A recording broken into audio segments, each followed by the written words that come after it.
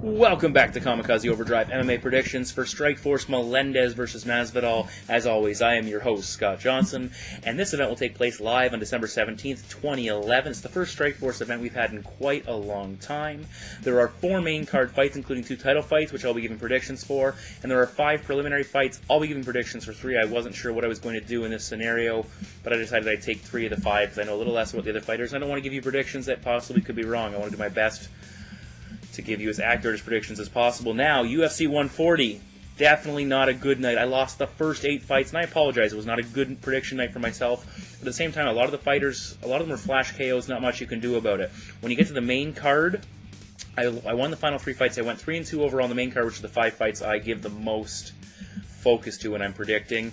The Claude Patrick fight could have gone either way. A lot of people thought Patrick won. You know, he had attempted a number of submissions. Ebersol really didn't come close to winning that fight whatsoever. He just kind of endured, and, you know, it was a tough fight to call. I wasn't surprised they gave it to Ebersol, but I could have seen it going to Patrick as well. So I could have very well been 4-1, been 4-1. Mark Hominick, a tough night for Mark Hominick. Not much you can do there. He got caught early, made a mistake. He admitted it. He'll be back. Not to worry, Mark. Keep your chin up.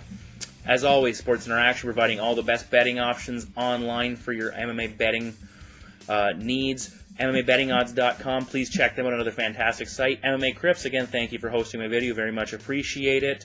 And now, for those of you still participating in the Grand Prix, I wasn't the only one who had a bad night. A number of people had some off nights.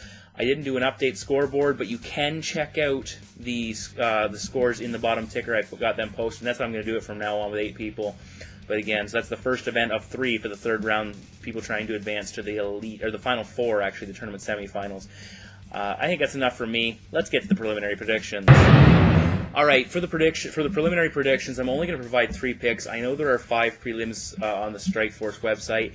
One of the reasons I'm only going to do a couple picks, I wasn't going to do any at first, is because I really do not want to do predictions that I'm not sure about, because I don't put as much effort into my preliminary picks as I do the main card.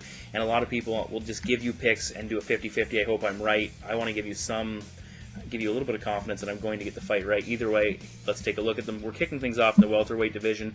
Jerron Peoples against Roger Bowling. Now, Peoples' Strikeforce debut, it did not go nearly as well as he was hoping. He got knocked out inside the first round. Bowling, on the other hand, he is coming off a knockout as well, and he has suffered 2 knockouts in his last 3 fights, both against Bobby Volker. That was a nice little mini-series, which he lost 2-1. Bowling will have more than twice the fight experience of his opponent, and I expect the striking to be fairly close. Both men have won the majority of their fights by knockout. The difference I think it'll come down to in this fight is Bowling's ground game. I expect him to look to mix things up a little bit, use his takedowns to keep Peoples off balance. Now, checking out Peoples' amateur career, he has suffered a couple submission losses in his amateur run, so I think Bowling can do that here. So I'm going to take Roger Bowling to win this fight by submission. Up next, we go to the heavyweights. Devin Cole taking on Gabriel Salinas-Jones. What this fight comes down to for me is, can Salinas-Jones get Cole to the ground and control him? He only has 5 career fights, but he's won 4 by submission. And Cole, on the other hand, has been tapped out 3 times. In his debuts, Jones worked very hard to get the fight to the ground and really slowed down in the second half of the matchup as a result. And he actually won the fight by submission, and it wasn't until the 3rd round where he got dropped, he got tagged, and then a scramble ensued, and he's able to lock in a pretty impressive submission and pick up the victory. Cole, on the other end, he has a ton of fight experience and he has a wrestling background. I expect that he's going to work very hard to keep this fight standing. Daniel Cormier was only able to complete 3 of 9 takedowns, so Cole does have pretty good takedown defense. And overall, I think as Salinas-Jones slows down, I think Devin Cole picks up the victory by TKO. And finally, in the lightweight division, Carlos Fodor against Justin Wilcox. Wilcox is going to have a significant experience advantage of his own in this bout, in total fights and in quality of opponent. Physically, Wilcox is more muscular of the 2 fighters, but Fodor will be 3 inches taller, and he'll also have a 4.5-inch reach advantage, which equates to a lot of distance between the fighters. I expect this fight will be contested mainly on the feet. Wilcox hits very hard, but Fodor has a technical advantage. I really like the way he strikes. If Wilcox is able to use his wrestling to stifle Fodor, that could be the deciding factor. But having reviewed a number of Justin Wilcox's fights, I really didn't see him using his wrestling in an offensive manner, more to defend the takedowns if they, come at him. But overall, I'm not overly confident in Wilcox's ability to, use his wrestling offensively. Fodor's an aggressive striker, uses good head movement, and always brings pressure. I like his combinations to get the better of Wilcox's big looping punches. And I know it's a little bit of an upset, but I think I'm going to take Carlos Fodor to defeat Justin Wilcox. I'm going to say by decision. This should be an excellent fight. It's going to be a prelim. If you can find it somewhere, you should watch it. Those are my 3 preliminary picks. Let's get to the main card. We start the main card in the lightweight division as KJ Noons 9-3 will take on Billy Evangelista 11-1-1. Now both men are attempting to get back in the win column after each fighter lost their last fight to Jorge Masvidal. Both fighters are connected to the light heavyweight title main event tonight, but not in the way they want to be. Evangelista was soundly defeated by Jorge Masvidal, while Noons was also suffered a loss in a fight that gave Jorge his shot at Gilbert Melendez. Now, it is fairly uncommon in MMA to have a matchup where the two participants are both coming off losses to the same man. Now, each fighter did take Masvidal to a decision, but it was clear that KJ suffered far more damage. Now, if you were to base this prediction on their respective encounters with Jorge, then I would be leaning heavily towards Billy Evangelista, but I think relying on MMA math is a flawed way to predict a fight. One of the main differences in the Masvidal-Noons fight was that Masvidal used takedowns. Because KJ is relatively one-dimensional when it comes to offense, I felt that if his opponent supplemented his striking with takedowns, it would give them a significant edge. Now looking at Evangelista, he has used takedowns in the past, which with varying success. He went 1 for 11 against Jorge in the takedown department, and he defeated Nam Pham by controlling the majority of the matchup with his ground skills. Against KJ Noons, I question how effective he will be in the grappling department. He has no career submissions. In a 4-fight span, he was only able to complete 7 of 36 takedown attempts, and I attribute the aforementioned success against Pham to a size advantage. Now, KJ Noons is certainly not a high-level grappler either, but over a 5-fight stint, excluding the Jorge Masvidal bout, he defended 35 of 43 takedown attempts. Even against Masvidal, KJ did a good job getting vertical after being taken down. Another aspect of this scenario is the size. Noons will be taller, which should give him leverage, helping him to further defend the shot. Now, anticipate that Evangelista may get a takedown or two, but I think that he won't be able to keep KJ down, nor do much damage. In fact, the effort of completing takedowns could actually prove counterproductive if it drains his endurance. Now, if this fight is contested on the feet, it'll be a matchup of Noons' boxing against Evangelista's Muay Thai. Noons is going to have a 2-inch reach advantage along with the 3 inches of height, which will help him to set the distance. Evangelista struggled with Masvidal striking, failing to get inside while constantly eating Jorge's left jab. KJ has good head movement and changes levels nicely, and along with the reach, this will also make it very tough for Billy Evangelista to find his range. If Evangelista incorporates kicks, it will help with the distance, but I think there are openings that KJ will be able to capitalize, especially with the way that Billy holds his hands low and spread apart.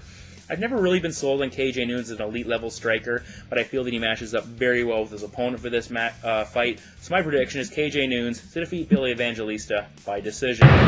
In the light heavyweight division, former Strikeforce champion Gegard the Dreamcatcher Mousasi, 33-2, will battle 11-4 Ovince St. Preux. Mousasi has gone 3-0-1 since dropping the title, while St. Preux has won 8 in a row. Now, OSP has been a staple of the Strikeforce Challenger Series, winning his 3 appearances on the show, including an impressive first-round knockout of Joe Cason the last time we saw him. In an effort to take the next step in competition, OSP asked for Mousasi, feeling he matched up well with the former champ. Now, comparing striking styles, we have 2 polar opposites. Mousasi has kickboxing experience, his striking is calm, calculated, and overall technically refined. Conversely, OSP's striking is a little rough, and at points he seems flustered when his opponent puts the pressure on. He has punching power, but when he gets aggressive, he gets wild, which leaves openings that could and will be countered by a striker on the level of Mousasi. The most lethal aspect of OSP's striking are his kicks. He hurt Antoine Britt with a body kick and has shown improved technique in this area. Now, the biggest concern with these striking exchanges is how will OSP react if Mousasi tags him. Clearly, Gegard has power with 18 career knockouts and the skills to deliver it. He has a stiff left jab, a powerful right hand, and his leg kicks are also quite effective. We have seen OSP have some success with his striking, but not against a high-caliber striker like his opponent here. If the Dream Champion can keep this fight standing, he will have a significant advantage and with a high likelihood of a knockout. Where OSP will need to focus on is getting Mousasi to the mat and keeping him there. Against Muhammad Lawal, Mousasi got taken down 11 times on 14 attempts, which isn't a surprise as King Mo is a top-level wrestler. But Keith Jardine was able to complete 6 takedowns, and Thierry Sokoudjou had similar success going 3 for 4 in that department, and neither on the level of King Mo. OSP has completed an impressive 83% of his takedown attempts and showed continual improvement in this area. He will have a size advantage against Mousasi and could also arguably be the stronger of the 2 fighters. Mousasi is dangerous off his back, especially with his up kicks. He has serious submission skills, but against both Lawal and Jardine, he did limited damage. He punished King Mo when he shot in, but it didn't actually prevent the takedowns, and an exhausted Jardine was able to continually get in deep, clasp his hands and take Gegard down. When it comes right down to it, his takedown defense appears quite vulnerable, and I expect that OSP will find success ranging somewhere between what King Mo did and Jardine did. When St. Preux gets his opponent to the mat, he has a strong base. He will attempt submissions, but overall his strikes are the greatest danger. His cardio is improving, but still needs a little work, as he appears to wear down in the third round. But keep in mind, this guy fought and won 3 times in a span of 2 months at the end of 2010. Mousasi went into the Jardine fight looking to be more aggressive, and I expect him to do the same here, but I think that OSP will exploit his takedown issues and smother him on the mat for 3 rounds. I'll take the underdog, and I'm sure I'm going to hear about this one. OSP to defeat Gegard Mousasi by grinding. In the co-main event of the evening, women's featherweight title will be on the line as the champion Chris Cyborg Santos 10-1 will take on 12-1 Hiroko Yamanaka. Cyborg has won 10 in a row, while almost equally as impressive Yamanaka has picked up 8 consecutive wins. Now, Cyborg Santos has dominated the division, defeating some of the biggest names out there in Gina Carano, Marlos Kunin, Jan Finney, and even Japanese star Hitomi Akano. Cyborg and Hiroko share a common opponent in Akano. Cyborg earned a dominant TKO victory in their meeting, while Yamanaka split a 2-fight series, suffering her lone career defeat in the first bout by submission, but rebounding with a decision in the second fight. This will be Hiroko's first fight outside of Japan, where she has fought the majority of her fights under the Jewel banner. She has 2 wins by submission, 2 more by knockout, and 8 by decision. She has only gone beyond the second round on 1 occasion, earning the majority of her decision wins in 2-round fights. Physically, she'll be the taller fighter in this matchup, as she is in almost all of her fights. She will need to use her reach in order to stay out of Cyborg's range. Her striking consists of a 1-2 along with leg kicks. On the mat, she had trouble with the grappling skills of Akano, nearly getting caught in a couple of submissions in the second fight. Overall, she will need to keep away from Cyborg, fight tall, and do her best to attack without leaving openings for the champion to counter. Potentially the most important aspect of Cyborg's arsenal is her unparalleled strength. Cyborg's punching power and ability to overpower her opponent in close makes her incredibly difficult to hurt, let alone defeat. Gina Carano had arguably the most success against her, but before the first round was out, Santos had turned the tables and finished the fight with Carano succumbing to the power of the champion. Cyborg has vicious Muay Thai and is a BJJ purple belt, so if she is capable on the mat if it does go to the ground. She is at her best when she's able to pin her opponent along the cage and unload with a flurry of strikes, or switch to the clinch in order to land knees to both the body and head. My 2 areas of concern are Cyborg has been out of action for well over a year, closer to a year and a half, and we've never seen her force beyond the 3rd round, where her cardio could become an issue. If she has issues making weight, or has significant ring rust, and if Hiroko is able to avoid damage and use her range to allow the champion to punch herself out and drag the fight into the later stages, we could actually see the champion in legitimate trouble. But that's a lot of ifs. Too many for me. I'll take Cyborg Santos to defeat Hiroko Yamanaka by TKO. We move now to the main event of the evening, as the Strikeforce Lightweight Championship will be on the line, and this is my certified overdrive fight of the night. Now, Gilbert El Nino Melendez, 20-2 the champion, will put his title on the line against 22-6 challenger Jorge Gamebred Masvidal. Masvidal has won his first 2 Strikeforce bouts, while Gilbert is riding a 5-fight winning streak. Now, a question I have is, could the champion be overlooking the challenger in this fight? For quite a while now, Melendez has been talking about fighting in the UFC, and even after this fight with Masvidal was scheduled, there were still rumors circulating that Gilbert was going to make the jump to the bigger promotion. If this is the case, he could be ripe for an upset. Now, in the cage, Melendez has been dominating the competition, including his last victory over Tatsuya Kawajiri, a first-round TKO where Melendez used a vicious barrage of elbow strikes to finish his foe after overwhelming him on the feet.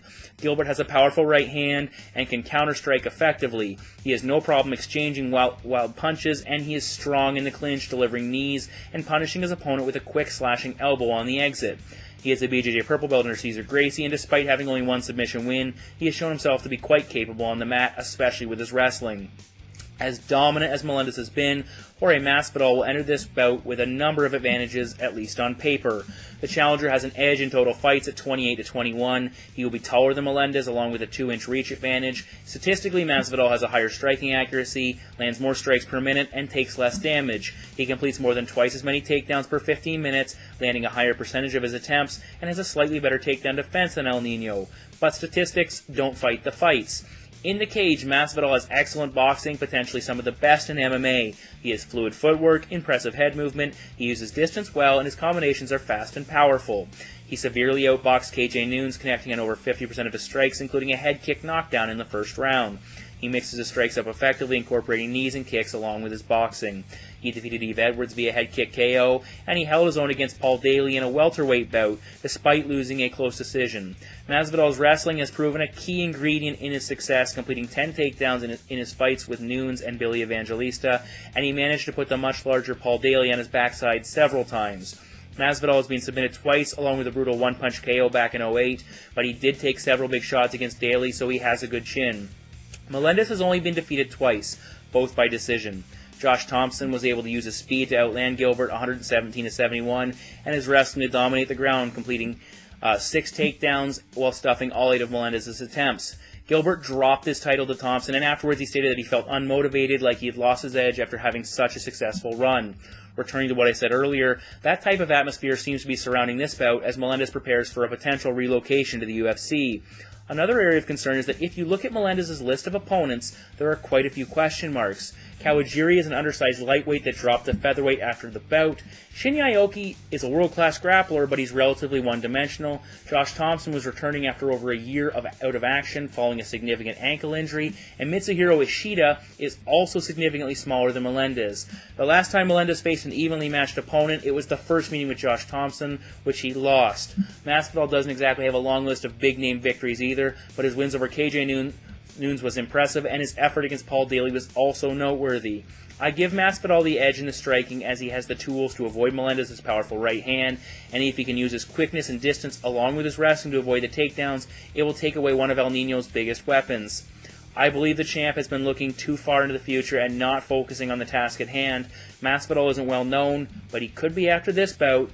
I'll take the upset. I'll take the challenger, Jorge Masvidal, to win a close decision victory and defeat Gilbert Melendez to claim the Strikeforce lightweight title. Alright, welcome back to Kamikaze Countdown. Originally, I had intended to speak about the new deal that would keep Strikeforce on Showtime for a couple more years, but I'm going to talk about another topic. We'll save that for another time. I want to touch upon the recent termination of former WEC Bantamweight champion Miguel Angel Torres from the UFC as a result of an unfortunate tweet he made. I'm not going to repeat the tweet. I don't condone it. I know Miguel doesn't condone it. He's already apologized on his website, apologized to the UFC, Dana White, his friends, his family, and everyone else out there, his fans. I just think that terminating Torres on this grounds is simply, it's an overreaction. Forrest Griffin and Rashad Evans have recently made comments that I think were on the same level, if not worse than Torres, and neither one of them lost their jobs as a result. Dana White has made countless... And I like Dana, don't get me wrong. Dana White has made countless statements and said things and directed them directly at people and derogatory remarks and, no major repercussions, and he's supposed to be the leading example. I really think, he needs to look at this situation in context.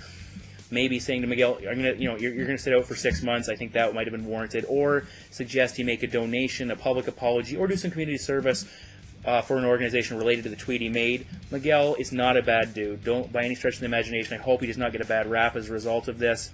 I actually had a brief run-in with Miguel Torres at UFC 129's Fan Expo in Toronto.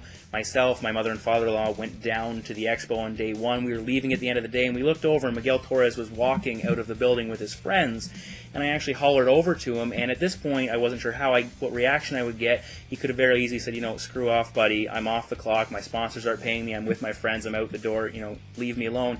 Instead, he came over. He had a long day already of dealing with people and seeing fans. He came over. He was more than gracious. He took a picture with my mother-in-law. It was really fantastic. He won. We were already fans, but significantly upped, how much we cheered for this guy, and he just came off as a really nice guy, and he is a good guy. He made a mistake, we all do, and I really don't think it should cost him his job, his livelihood, fighting in the top organization in the world.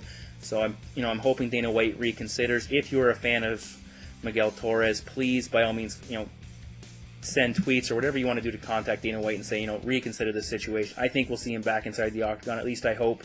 Cooler heads prevail. And thanks for watching Kamikaze Countdown. Alright, so those are my predictions for Strikeforce Melendez versus Masvidal. I'm taking a couple risks, and I'm coming off a 3-8 showing at UFC 140, so this could be a fantastic night. It could be disastrous. We'll just have to see how it plays out. If you are in the Grand Prix tournament, please get your picks in. I'll be sending the email out along with the link to this video. We're predicting the 4 main card fights along with 3 preliminary fights. This is the second of 3 events for the third round. We will... At the end of UFC 141, we will see who the 4 competitors are that have made it to the tournament semifinals. Originally started with 32. Again, thank you for watching. Kamikaze, or please check out sportsinteraction.com for all your betting needs. MMABettingOdds.com for tools to help you make the most money possible with your online betting resources. MMACrypts.com, thank you very much for hosting. FightMetric.com, thanks for the statistics. I think that's enough from me. UFC 141, we get a little break from that between now and then.